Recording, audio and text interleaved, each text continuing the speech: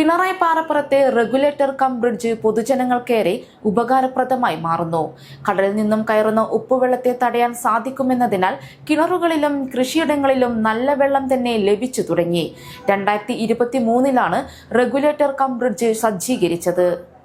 പാറപ്പുറം regulator cum bridge പദ്ധതി പ്രദേശത്തെ കർഷകർക്ക് വലിയ ആശ്വാസവും വികസന സാധ്യതകളും ഒരുക്കിക്കൊണ്ടിരിക്കുകയാണ്.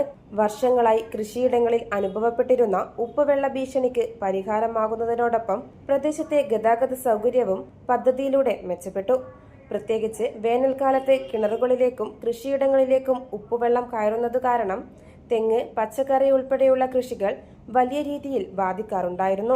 എന്നാൽ റെഗുലേറ്റർ പ്രവർത്തനം ആരംഭിച്ചതിനു ശേഷം കിണറുകളിൽ ശുദ്ധജല ലഭ്യത വർദ്ധിച്ചതായും കൃഷിഫലം മെച്ചപ്പെട്ടതായും പ്രദേശവാസിയായ രാഘവൻ പറഞ്ഞു. ഇവിടെ ഇപ്പം ചിലവ് മുമ്പത്തെ ഒരു അണക്കെട്ടുണ്ടായിരുന്നു, അതെല്ലാം പഴയ ഇതായി. പിന്നെ ഇപ്പം വന്നത് നല്ല ഇതായിട്ടുള്ളതാണ്. അപ്പൊ അങ്ങോട്ടുള്ള കൂട്ടർക്കെല്ലാം കൃഷി നടത്താം, ഗുണമുള്ള ഇതാണ്. പിന്നെ അതുകൊണ്ട് പീടിയെല്ലാം കൂട്ടർക്കും ഇപ്പം ഗുണമാണെന്ന് വെച്ചാൽ കിണറ്റിലെ വെള്ളം ഇതിന്റെ കള്ളി അകത്തായിട്ടുള്ളത് അടിയിൽ നമ്മളെക്കെല്ലാം ഇപ്പം അതുകൊണ്ട് വെള്ളം അധികമാണ്, കൂടുതലുണ്ട്. കിണറുകളിൽ ഉപ്പുവെള്ളം എത്തുന്നത് തടയുന്നതോടെ തെങ്ങുകളിൽ നല്ല കായ്ഫലം ലഭിക്കുന്നുണ്ട്. കൃഷിയിടങ്ങൾ പഴയ നിലയിലേക്ക് മടങ്ങിയെത്തിയിരിക്കുകയാണ്.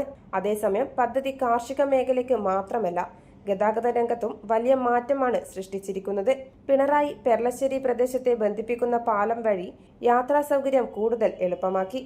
2023 സെപ്റ്റംബർ 9 അന്നത്തെ മുഖ്യമന്ത്രി പിണറായി വിജയൻ പാറപ്പുറം റെഗുലേറ്റർ കം ബ്രിഡ്ജ് പദ്ധതി ഉദ്ഘാടനം ചെയ്തത്. ഏകദേശം 8 കോടി രൂപയാണ് നിർമ്മാണ ചെലവ്. കിഫ്ബി, ജലസേചന വകുപ്പ്, ഇറിഗേഷൻ ഡിപ്പാർട്ട്മെന്റ് എന്നിവയുടെ സംയുക്ത സഹകരണത്തോടെയാണ് പദ്ധതി നടപ്പിലാക്കിയത്. ജലസംരക്ഷണവും ഗതാഗത വികസനവും ഒരുമിച്ച് ലക്ഷ്യമിട്ട് നടപ്പിലാക്കിയ ഈ പദ്ധതി പ്രദേശത്തിന്റെ സമഗ്ര വികസനത്തിന് മാതൃകയായിട്ടുണ്ട്. പാറപ്പുറത്തെ റെഗുലേറ്റർ കം ബ്രിഡ്ജ് കർഷകർക്ക് വളരെ അനുഗ്രഹമാണ്. അതുപോലെ തന്നെ കിണറുകളിൽ ഉപ്പുവെള്ളം എത്തുന്നതും ഒരു പരിധിവരെ തടയാൻ കഴിയുന്നുണ്ട്. ക്യാമറാമാൻ അനീഷ് കൂത്തുപറമ്പിനോടൊപ്പം നീതു ഷമൽ, ന്യൂസ് സൈറ്റ്.